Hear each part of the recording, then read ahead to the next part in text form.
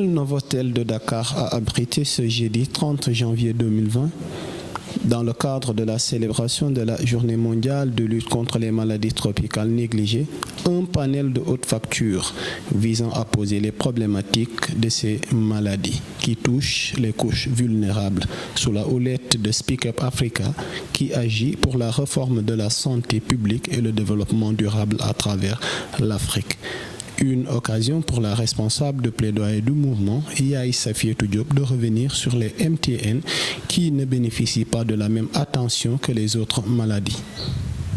Les maladies tropicales négligées, comme leur nom indique, c'est un groupe de maladies qui ont été peu pris en compte dans la plupart de nos pays d'Afrique.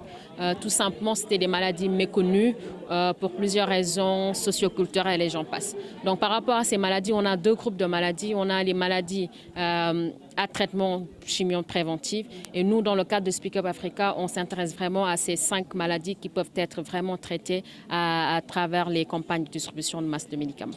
Les MTN, c'est des maladies aussi méconnues avec des modes de transmission variés. Il faut dire que par rapport à chaque maladie, les modes de transmission ne sont pas les mêmes.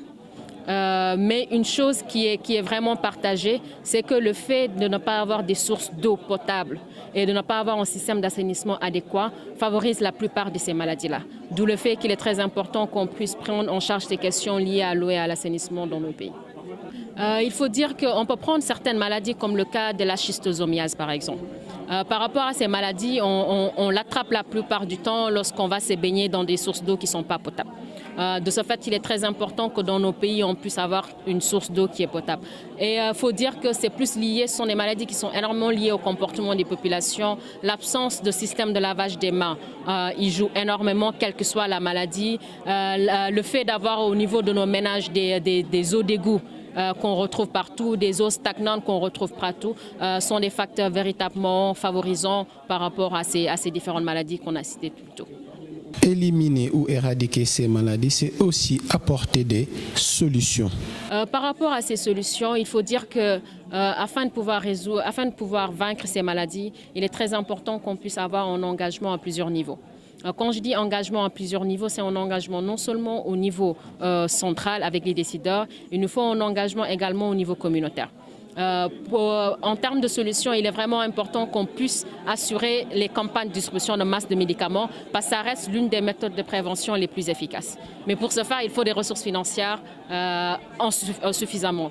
Mais on se retrouve dans une situation aujourd'hui où ce sont des maladies qui ne bénéficient pas d'énormément de ressources financières, d'où le fait qu'il est très important de faire ce plaidoyer en direction de ces décideurs au niveau central, c'est-à-dire la présidence, les ministères qui sont concernés, mais également avec les acteurs locaux au niveau des collectivités territoriales à qui les questions de santé ont été transférées. Il est très important également que la communauté puisse être sensibilisée sur les comportements de base à adopter, c'est-à-dire les comportements de base d'hygiène tels que le lavage des mains.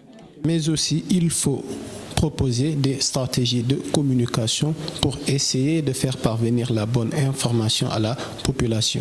Il faut dire que dans le cadre de notre stratégie, on travaille énormément avec les organisations de la société civile parce qu'on considère qu'en termes de relais d'information, ce sont les acteurs qui se trouvent vraiment au front de ce qu'il faut faire. Donc de ce fait, on travaille avec eux pour qu'ils puissent sensibiliser les communautés. En sus des communautés, il faut qu'on s'assure que tous les leaders au niveau de ces zones-là sont impliqués dans la prise en charge de ces questions-là parce que tout simplement, certaines de ces maladies sont très handicapantes et sont très liées à des croyances socioculturelles, d'où le fait qu'il est très important que la population puisse avoir l'information qu'il faut. Et en termes d'information qu'il faut, c'est savoir comment prévenir ces maladies, comment les éviter et comment les traiter.